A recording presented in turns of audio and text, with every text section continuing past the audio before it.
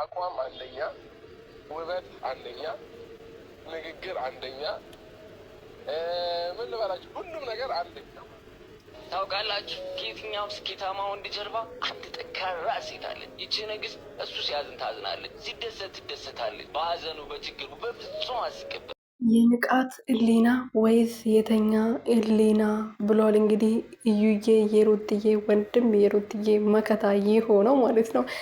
በጌሙ ዕለት ያስደምመን በጣም ጀግና ብርቱ የሆነ ያው እሱ እንትን ሁሉንም እሱ ባያወርድም አንበሳው የመዳም ቅመሞችዬ ከጎኑ ቢሆኑም ግን እሱ ነው እንትን ያለው ማለት ነው። እዛ ጋር እንድንኮራ በቃ በሷ ሁሌን እንኮራለን። ግን የበለጠ ደግሞ ያንቅን በእነሱ ተሸንፋ በጣም እናዝር ልባችን ይሰበር ነበር። ልባችን እንዳይሰበር ያደረገን ምርጡ ወንድሟ ነው እና ትላንትም እንግዲህ ያው መኪናውም ሲሰጣት በቃ በሁሉም ነገር ከጎኗ ነው እና ሁል ጊዜ አይዞሽ እህቴ በርቺልኝ እያላት ከጎኗ ነው። ዛሬ ደግሞ የሚገርም ጥቅስ ፖስቷል። እንግዲህ እኔ ግን ምን መሰላችሁ የናፈቀኝ ማለት ነው የምር ሩቲና አብርሽ አንድ ላይ ቢሆኑ ደስ ይለኛል። ግን እነሱ ካልፈለጉ እነሱ አካኪ ዘራፍ ካሉ ድራማ ይሻለናል፣ ዶላር ይሻለናል፣ የበፊት ፍቅራቸው ይቅርብን ካሉ ምንም ማድረጋቸው አልችልም እኔ ምንም ልናረጋቸው አንችልም። እኛ ምን እናረጋቸዋለን?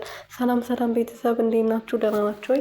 ያለው እግዚአብሔር ይመስገን። በያላችሁበት ሰላማችሁ በዘት ትረፍርፍ ይበልልኝ። እኔ ውድና ወርቅ እንቁ የሆናችሁ ቤተሰቦቼ እንግዲህ እዩዬ ለአብርሃምና ለሄርሜላ ነው ይሄን ጥቅስ የፖስተው እንደምታዩት ማለት ነው።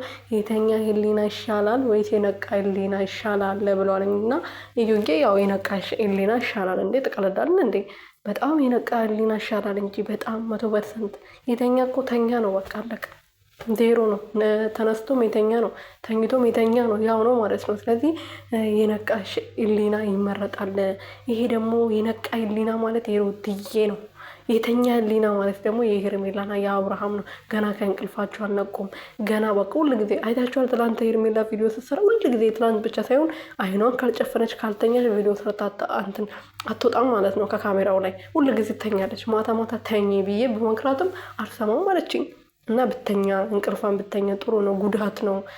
አይን ላይን ጥሩ አይደለም፣ ለአይምሯ ጥሩ አይደለም። አይምሯ እየሰራ ያለው ነው እኮ በእንቅልፍ ማጠር ምክንያት ነው። እና ተኛ እባክሽ።